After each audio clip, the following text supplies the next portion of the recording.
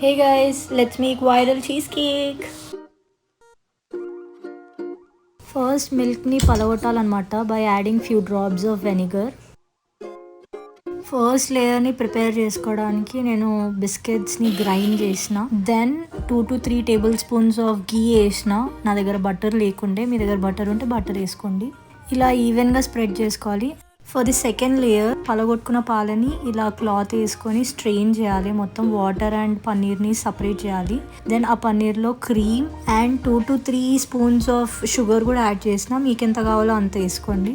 Then we have to grind it. ఇప్పుడు first layer మీద second layer వేసుకోవాలి. ఇక్కడ థర్డ్ లేయర్ కోసం ఒక బౌల్లో వాటర్ తీసుకొని దాని మీద ఇంకో బౌల్ పెట్టి దాంట్లో చాక్లెట్స్ వేయండి. దెన్ క్రీమ్ కూడా యాడ్ చేసుకోవాలి. Wait until it melt. ఇప్పుడు ఈ చాక్లెట్ ని కూడా అందులోకి వేసుకొని స్ప్రెడ్ చేయాలి. లిడ్ పెట్టేసి 3 to 4 hours we have to freeze it. Our cheesecake is ready. Do try it and thanks for watching.